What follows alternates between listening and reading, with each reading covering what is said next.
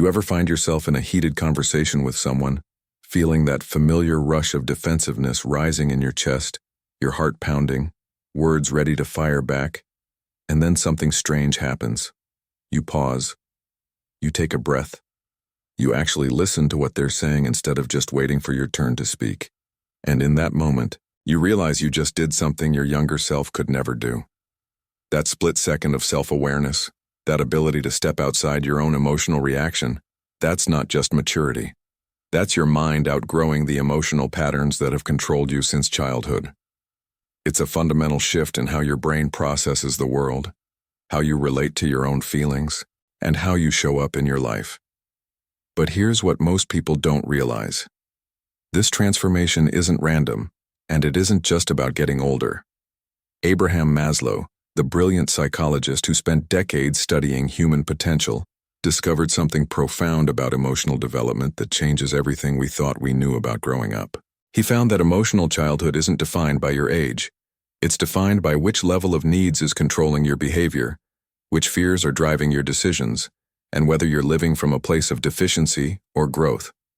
Most people walk around at 30, 40, even 50 years old still operating from the emotional reflexes of a frightened child, and they have no idea why their relationships keep failing, why they feel perpetually anxious, why that sense of emptiness never quite goes away no matter what they achieve. The weight of this realization hits differently when you understand what's actually happening in your psyche. You're not broken. You're not damaged beyond repair. You're simply stuck in developmental patterns that served you once but now suffocate the person you're trying to become. You keep seeking validation from others because deep down you never learned to validate yourself. You keep avoiding conflict because somewhere in your past, conflict meant abandonment or punishment. You keep achieving and acquiring and performing because you're trying to fill a hole that achievements can't fill. And the exhaustion of it all, the constant performance, the endless anxiety, the feeling that you're never quite enough, it wears you down in ways you can barely articulate to the people who ask if you're okay. You smile and say you're fine, but inside you know something fundamental needs to change. You know you can't keep living like this, reacting like this, hurting like this. The relationships you damage with your defensiveness, the opportunities you miss because fear whispers you're not ready, the authentic version of yourself that stays hidden because being real feels too dangerous, too vulnerable, too much. This is the cost of emotional childhood extending into your adult years, and it's a price you pay every single day in moments of connection you can't quite access, in peace you can't quite feel, in a life that's somehow happening to you instead of being created by you. But what if I told you that Maslow identified specific, recognizable signs that your mind has finally made that leap? What if there were actual markers, psychological shifts you could identify in yourself that prove you're no longer operating from that place of childhood deficiency? Today, I'm going to walk you through the 5 unmistakable signs that your mind has outgrown its emotional childhood, based on Maslow's groundbreaking research into self-actualization and human development. These aren't just theoretical concepts. These are real, observable changes that happened to the people Maslow studied, the individuals he called self-actualizing, people who had moved beyond the compulsive need for safety and approval and stepped into something entirely different. By the end of this, you'll know exactly where you stand in your own emotional development. You'll understand why certain patterns keep showing up in your life, and most importantly, you'll have a roadmap for what real psychological growth actually looks like. This isn't about positive thinking or pretending you're fine when you're not. This is about fundamental transformation in how your mind processes reality, and it starts with understanding the first sign. In 1943, while World War II raged across the globe and most of psychology focused on pathology and mental illness, Abraham Maslow was conducting research that would completely revolutionize our understanding of human development. He wasn't studying broken people trying to figure out what was wrong with them.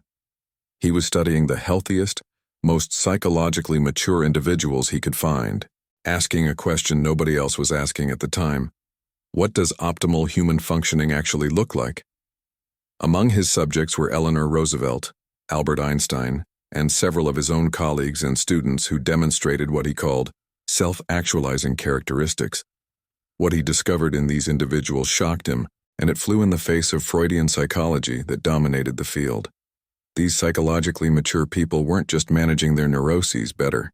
They had fundamentally different relationship with reality itself, with their own emotions, with other people, with their sense of purpose. And one of the most striking patterns he noticed was this. They had completely outgrown the emotional reflexes that most adults still carried from childhood. The first sign Maslow identified, and perhaps the most foundational, is what he called autonomy. But it's not what most people think. It's not about being independent or not needing anyone. It's something far more subtle and far more powerful. It's the ability to have your emotional stability come from within, rather than from external validation, approval, or circumstances. Let me tell you about one of the individuals Maslow studied closely in the 1940s. She was a woman in her mid-50s, a social activist who had experienced tremendous criticism and opposition throughout her career. What fascinated Maslow wasn't that she didn't care what people thought. She did care. She listened to feedback. She considered criticism thoughtfully. But her fundamental sense of worth, her inner stability, didn't rise and fall with whether people approved of her or not. When she was attacked in the press, which happened frequently, she would read the criticism, assess if there was anything valid she could learn from it, and then move forward with her work without the emotional devastation that most people would experience. This wasn't suppression. She wasn't pretending it didn't hurt. She had simply developed an inner source of validation that was stronger than the external noise. Now compare that to emotional childhood, which Maslow observed in most adults. In emotional childhood, your mood, your sense of self, your entire emotional state is hostage to external circumstances. Someone criticizes you, and your whole day is ruined. Someone praises you, and you feel temporarily worth something. Your partner seems distant, and suddenly you're questioning everything about yourself. Your boss doesn't acknowledge your work, and you spiral into feelings of inadequacy. This is what Maslow called deficiency motivation. You're operating from a deficit, constantly seeking from the outside world what you haven't developed inside yourself. Your emotional childhood keeps you in a perpetual state of need, and that need makes you controllable, manipulable, desperate. You make decisions based not on what's right for you, but on what will get you approval, what will keep people from leaving, what will maintain your fragile sense of safety. And here's the devastating part. You can achieve tremendous external success while still operating from this place. You can have the career, the relationship, the house, the accomplishments, and still feel that gnawing emptiness because you never developed that internal source of worth. The shift happens, Maslow observed, when you begin to validate your own experience. Not in an arrogant way, not by dismissing feedback or refusing to grow, but by developing what he called an inner compass. You start to know what feels right for you, what aligns with your values, what matters in your life, and that knowing becomes more authoritative than other people's opinions. You can receive criticism without crumbling, because criticism is information, not a verdict on your worth as a human being. You can receive praise without becoming addicted to it, because praise is nice, but it's not the oxygen you need to survive. This is autonomy in the Maslowian sense. Your emotional stability has a foundation that can't be shaken by every wind that blows through your life. And when Maslow studied people who had developed this capacity, he found they reported feeling simultaneously more connected to others and more free.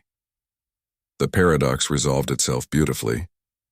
When you stop needing people to validate you, you can actually love them more fully, more generously, without the hidden agenda of getting something back. The second sign builds directly on the first, and Maslow called it reality perception. In emotional childhood, your perception of reality is distorted by your needs and fears. You don't see people as they actually are. You see them through the filter of what you need them to be, what you're afraid they might be, what they represent to you based on your past. Your perception is need-determined, fear-determined, wound-determined. Maslow discovered this when he analyzed how self-actualizing people differed in their ability to perceive others accurately. One of his case studies involved a professor who had an unusual talent for understanding students and colleagues.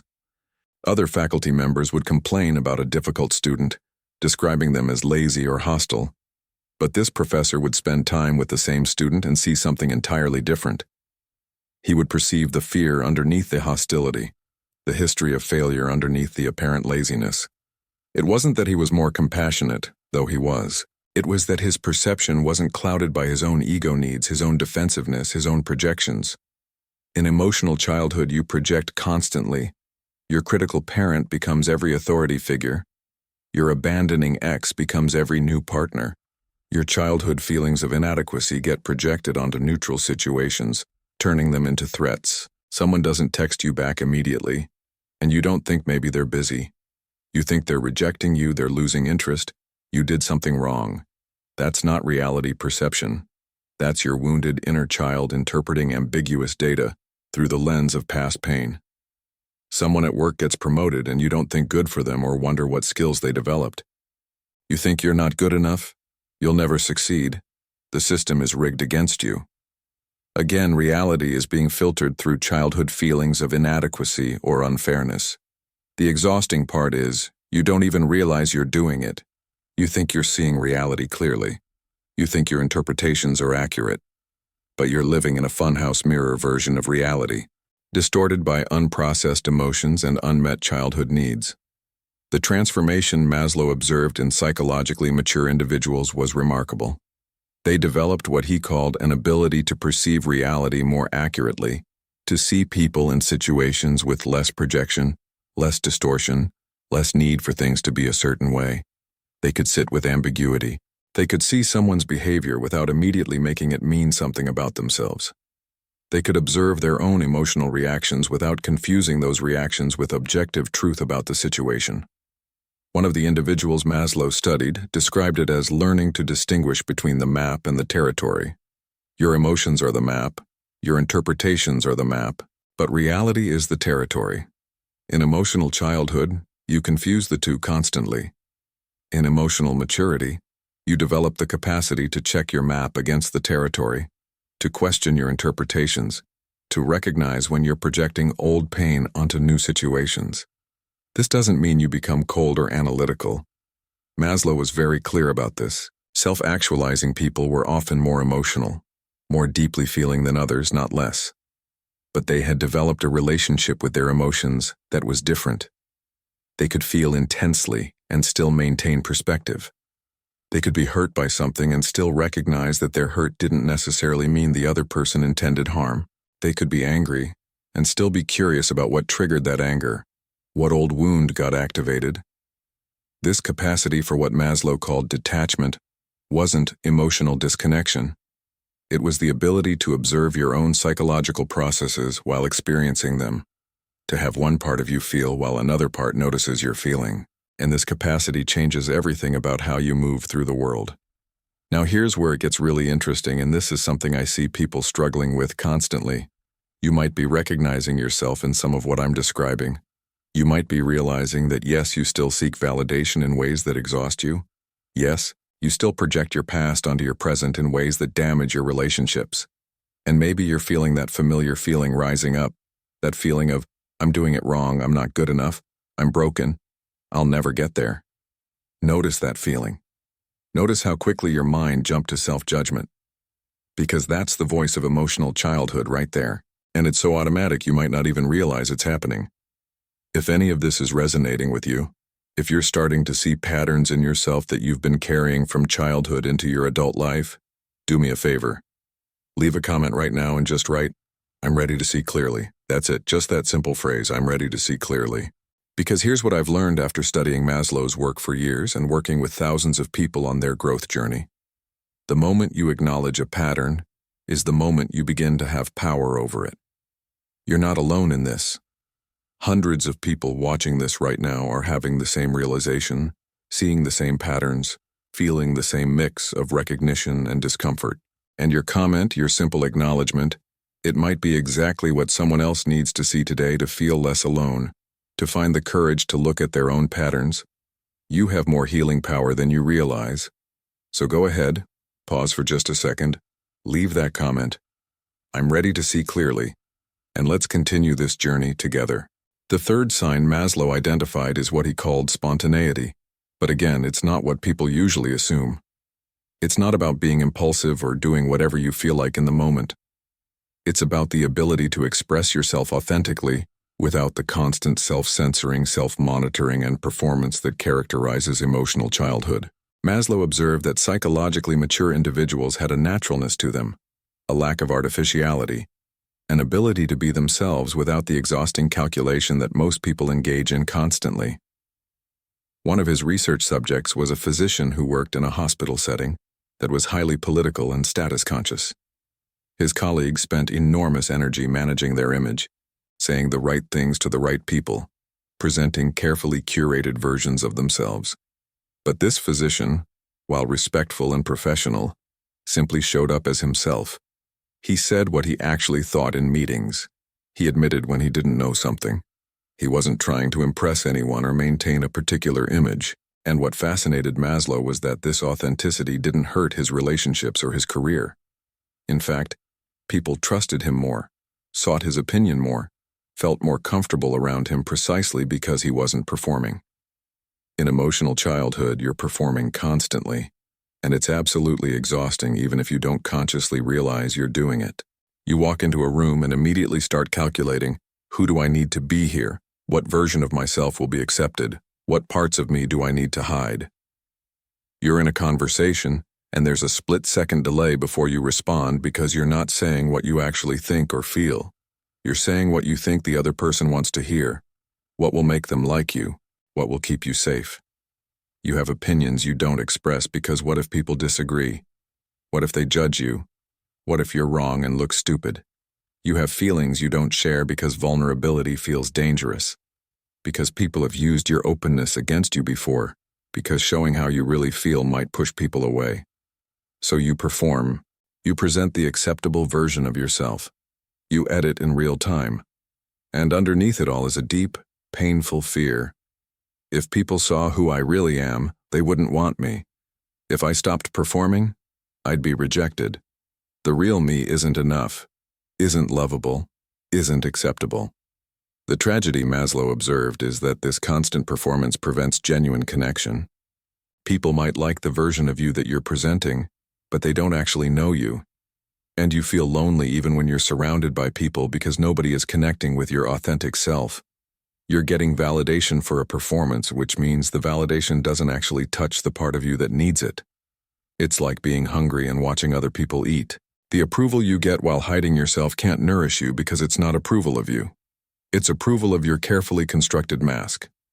And the exhaustion of maintaining that mask, the constant vigilance required to never slip up and reveal something unacceptable, it's a weight you carry every single day without even naming it. The shift into spontaneity, as Maslow described it, isn't about suddenly oversharing or dumping your unfiltered thoughts on everyone. It's about developing enough inner security that you can risk being real.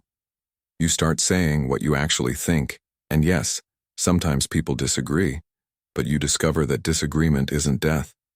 You start expressing feelings as they arise, and yes, sometimes it's awkward, but you discover that authenticity creates deeper connection than performance ever could. You start showing parts of yourself you previously hid, and you discover something revolutionary. The people who matter don't abandon you. In fact, your realness gives them permission to be real too, and suddenly your relationships have a depth they never had before. This doesn't happen overnight. Maslow was clear that this kind of spontaneity develops gradually as you build evidence that being yourself is safe, that the catastrophe you've been afraid of doesn't actually happen when you stop performing. The fourth sign is what Maslow called problem-centering rather than ego-centering, and this might be the most subtle but most powerful shift of all. In emotional childhood, you are the center of your universe. Not because you're selfish or narcissistic, but because your unmet needs are so loud, so demanding, that everything gets filtered through the question, what does this mean for me? How does this affect me? What do I need to do to stay safe and get my needs met? Every interaction, every situation, every challenge gets processed through this ego-centered lens. Someone is upset, and your immediate thought isn't genuine curiosity about what they're experiencing. It's anxiety about whether you did something wrong, whether they're mad at you, whether this threatens your security. A problem arises at work, and your first reaction isn't creative problem solving. It's worry about how this reflects on you, whether you'll be blamed, whether this puts your position at risk. Maslow observed something fascinating in self-actualizing individuals. They had somehow made a shift from being primarily concerned with themselves to being concerned with problems, causes, missions outside themselves. This wasn't self-sacrifice or people-pleasing. They hadn't abandoned their own needs. They had simply satisfied enough of their basic needs for safety and esteem that their attention could turn outward. One of the individuals he studied extensively was a woman involved in social justice work. What struck him wasn't just her dedication to the cause, but how she thought about challenges. When faced with obstacles, her focus wasn't on how this made her look or feel. It was on the problem itself. What's actually happening here? What's the root cause? What needs to happen to address this? What's my role in the solution? Her ego wasn't absent, but it wasn't running the show. She could receive criticism of her strategies without it becoming criticism of her worth.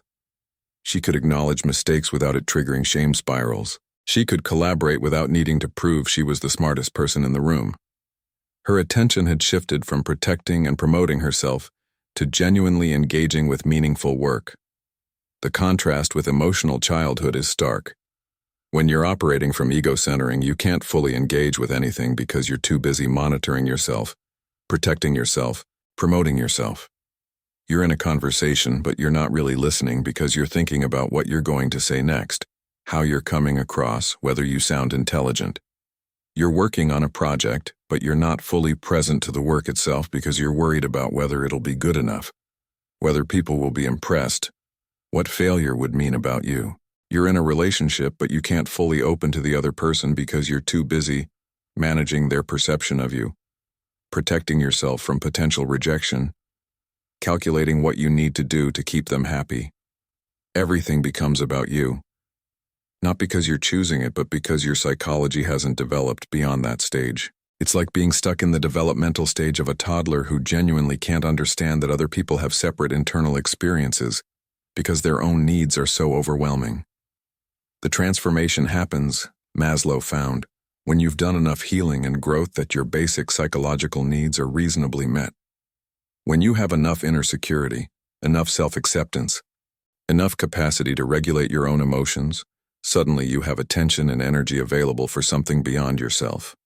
You can get genuinely interested in problems, in ideas, in causes, in other people's experiences without everything being a referendum on your worth. You can engage in your work for the inherent satisfaction of the work, not just for what achievement says about you. You can be in relationships where you're actually curious about the other person, not just managing the relationship to meet your needs. This shift is liberation. Suddenly life gets bigger, more interesting, more meaningful because you're not trapped in the prison of self-preoccupation. And paradoxically, when you stop being so focused on yourself, you often end up feeling better about yourself because you're living in alignment with deeper values, contributing to something beyond your own small world. The fifth and final sign, and perhaps the one that brings it all together, is what Maslow called peak experiences and the capacity for appreciation. In emotional childhood, you're running so fast, achieving so much, seeking so desperately that you can't actually be present to your life. You accomplish something you've worked toward for years, and instead of satisfaction, you feel empty and immediately start seeking the next thing. You're in a beautiful moment with someone you love and you can't fully feel it because part of you is already worrying about when it will end, whether you deserve it, what you need to do to make it last.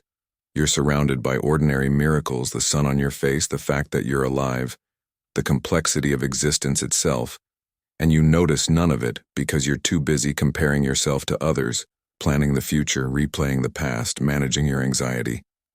Life is happening, but you're not really in it. Maslow discovered that psychologically mature individuals had developed what he called a capacity for fresh appreciation. They could look at a sunset and experience genuine awe, even though they'd seen thousands of sunsets before. They could be with a loved one and feel profound gratitude for that person's existence, not just taking them for granted as part of the furniture of their life. They could engage in ordinary activities with a sense of presence and aliveness that most people reserve for supposedly special occasions. And they experienced what Maslow termed peak experiences, moments of intense joy, wonder, connection, transcendence that revealed the extraordinary nature of existence itself. These weren't drug-induced or artificially created. They were natural byproducts of being psychologically open, present, and free enough to actually experience reality, without the constant filter of ego defensiveness and need. What keeps you from this capacity in emotional childhood isn't that you're broken or incapable. It's that your psychological energy is consumed by the constant work of managing your inner world. You're so busy protecting yourself, proving yourself, securing validation, managing anxiety, replaying past hurts, and worrying about future threats that you don't have attention available for actually experiencing the present moment. You're living life through a thick fog of psychological noise, and the tragedy is you often don't realize it because it's the only way you've known. You might have glimpses, moments where the fog lifts and you suddenly feel fully alive, fully present. And you think that's special when actually it's simply what it feels like to be human, without all the psychological armor and defensiveness. Maslow argued that peak experiences aren't reserved for spiritual seekers or people who take psychedelics or those lucky few who are just wired differently. They're the natural inheritance of human beings who have done enough psychological work to be present, open, and available to reality as it actually is. The journey from emotional childhood to emotional maturity isn't about reaching some perfect state where you never struggle or hurt or feel vulnerable again. Maslow was very clear about this. The self-actualizing people he studied still had problems, still made mistakes, still experienced pain and loss and difficulty, but they had a fundamentally different relationship with all of it. They weren't running from their experience. They weren't at war with reality. They had developed what he called acceptance, not as resignation, but as a mature acknowledgement that life includes difficulty, that growth involves discomfort, that being human means experiencing the full spectrum of emotion. And from that place of acceptance, they could actually engage with their lives, actually be present to the people they loved, actually contribute to the world in meaningful ways, actually experience moments of transcendent joy and connection. So here's what it comes down to. And I want you to really hear this because this changes everything. You're not stuck in emotional childhood forever. These patterns you've been carrying, these ways of relating to yourself and others in the world, they're not your identity and they're not permanent. They're developmental stages, and like any developmental stage, they can be outgrown. Maslow spent his career documenting that this growth is possible, that human beings have an innate drive toward self-actualization, toward becoming more fully themselves, toward psychological health and maturity. But, and this is crucial, it doesn't happen automatically just because you get older. It requires something from you. It requires willingness to look at your patterns honestly, to feel the feelings you've been avoiding, to challenge the beliefs you've been operating from, to take risks on being more authentic even when it's scary, to develop that inner source of validation instead of constantly seeking it outside yourself. It requires choosing growth over comfort, truth over performance, presence over distraction, and it requires patience with yourself because this is a journey, not a destination. You don't wake up one day fully self-actualized and emotionally mature. You take steps. You have moments of clarity followed by moments of falling back into old patterns. You make progress, then encounter a new layer of healing that needs to happen. And that's exactly how it's supposed to work. Think about where you were when this video started and where you are now. You came here for a reason. Something in you knew it was time to look at these patterns, to understand what's been holding you back, to find language for experiences you've been having but couldn't quite articulate. That impulse, that knowing that it's time to grow, that's not random. That's your innate drive toward self-actualization calling you forward. And every single person who has ever made this journey started exactly where you are now. Recognizing patterns, seeing clearly, perhaps for the first time, how emotional childhood has been running their adult life, feeling that mix of discomfort and hope that comes with genuine insight. You're in good company. Some of the most psychologically mature, most fully alive, most genuinely fulfilled people you admire went through this exact process. They weren't born that way. They grew into it, step by step, choice by choice, moment of honesty by moment of honesty. What I want you to understand, and this is coming from years of studying Maslow's work and witnessing countless people make this journey, is that you already have everything you need for this transformation. You don't need to become someone different. You need to become more fully yourself, the self that's been hiding under layers of protection and performance and fear. That authentic self has been there all along, waiting for the moment when you'd be ready to let it emerge. And the beautiful thing, the thing that Maslow saw so clearly in his research is that as you do this work, as you outgrow emotional childhood and step into emotional maturity, life doesn't just get easier. It gets richer, deeper, more meaningful, more alive. You start having relationships that actually nourish you. You start doing work that actually matters to you. You start experiencing moments of genuine joy and connection and presence that make everything you went through to get here worth it. This isn't just about solving problems or feeling less anxious, though those things happen too. This is about coming home to yourself, to your life, to the fullness of what it means to be human. And that journey, as challenging as it can be, is the most worthwhile thing you'll ever do. If this resonated with you, if you're feeling that pull toward growth, toward understanding yourself more deeply, toward finally outgrowing the patterns that have kept you stuck, then I want to invite you to continue this journey with me. This channel isn't just about psychology theories or interesting ideas. It's about practical, deep, transformative insight into what it actually takes to become more fully yourself, to heal old wounds, to develop the psychological maturity that changes everything about how you experience life. Every week, I share insights from Maslow's work and others who studied human potential, not just as abstract concepts, but as lived experience, as practical guidance for your own growth. The people who have joined this community talk about it as finding their people, finally being in a space where depth matters, where real talk about the psychological journey is valued, where you're not alone in wanting more from life than just getting by. So if that speaks to you, click that subscribe button right now. Join us. Let this be one small step in your journey from emotional childhood to emotional maturity. And hit that notification bell so you don't miss the next insight that might be exactly what you need to hear at exactly the right moment. You've already taken the first step by being here, by watching this far, by being willing to look honestly at yourself. That takes courage. Now keep going. And speaking of going deeper, next week I'm covering something that I think will be incredibly valuable for where you are right now. We're exploring Maslow's concept of the deficiency needs versus growth needs, understanding exactly what psychological needs have to be met before you can truly step into self-actualization, and why so many people stay stuck trying to self-actualize while their basic psychological needs are still unmet. It's going to give you a clear map of where you are in your development and what specific work needs to happen next. You're not going to want to miss it. Until then, be gentle with yourself. Notice your patterns without judgment. Take small risks on being more authentic. And remember, emotional childhood isn't a life sentence, it's a starting point. And you're already on your way to something so much better.